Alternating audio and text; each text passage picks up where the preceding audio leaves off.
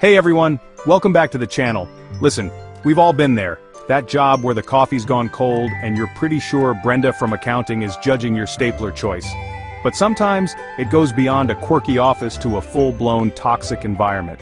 Feeling drained, confused, or even anxious at work?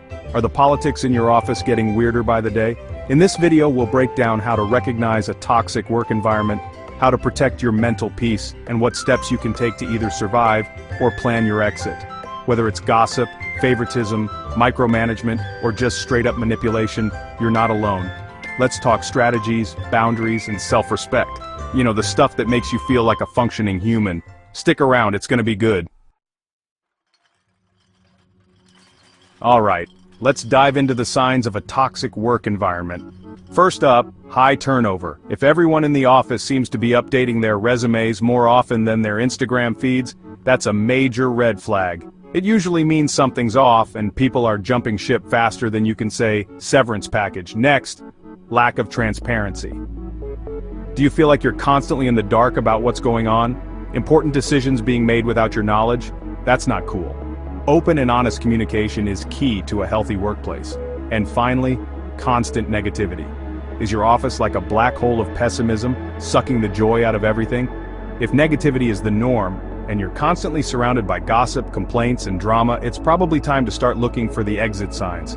Remember, a positive and supportive work environment is crucial for your well-being. You deserve to feel valued, respected, and motivated at work. Now, let's talk about the different types of toxic coworkers you might encounter. We've all met them, right? First up, the gossip.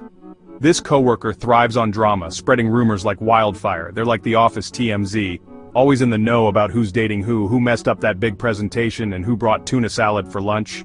Again. Then there's the micromanager. This coworker, or often boss, hovers over you like a drone, questioning your every move and making you feel like you're back in kindergarten. They're obsessed with control and have zero trust in your ability to do your job.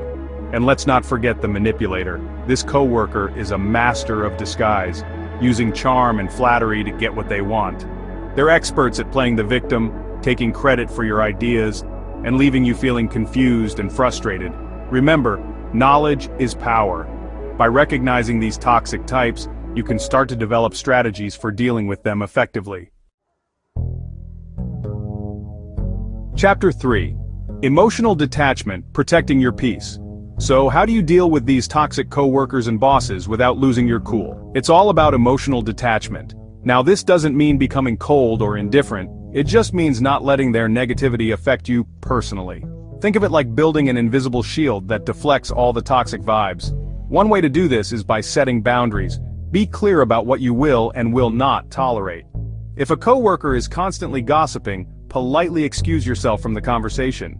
If your boss is micromanaging, try to set clear expectations and deadlines up front. And remember, you don't have to engage in every argument or drama that comes your way. Sometimes the best response is no response at all. Focus on taking care of yourself. Make time for activities you enjoy, exercise regularly, and get enough sleep. By prioritizing your well-being, you'll be better equipped to handle the stress of a toxic workplace. Chapter 4. Mastering communication, assertiveness, and conflict resolution. Now sometimes you can't just avoid toxic coworkers. You have to confront the situation head-on. That's where smart communication comes in. Being assertive doesn't mean being aggressive, it means standing up for yourself in a calm and respectful manner.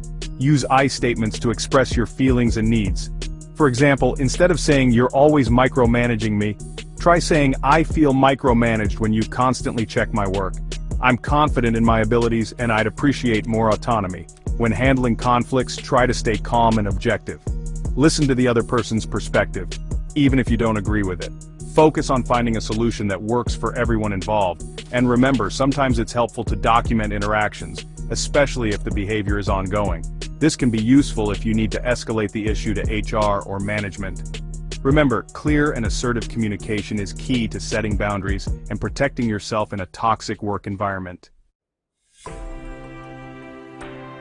Chapter 5.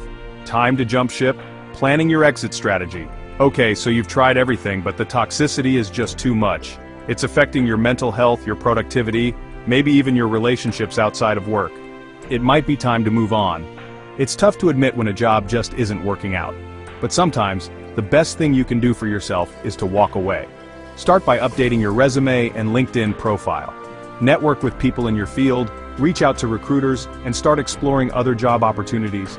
And when you do land that awesome new job, make sure you're leaving your current one on good terms. Give proper notice, offer to help with the transition, and try to maintain positive relationships with your colleagues. Remember, your mental health and well-being are priceless. Don't be afraid to prioritize yourself and make a change if you need to. So there you have it, the lowdown on surviving a toxic workplace. Look, I know it's tough out there, but remember, you're not alone in this.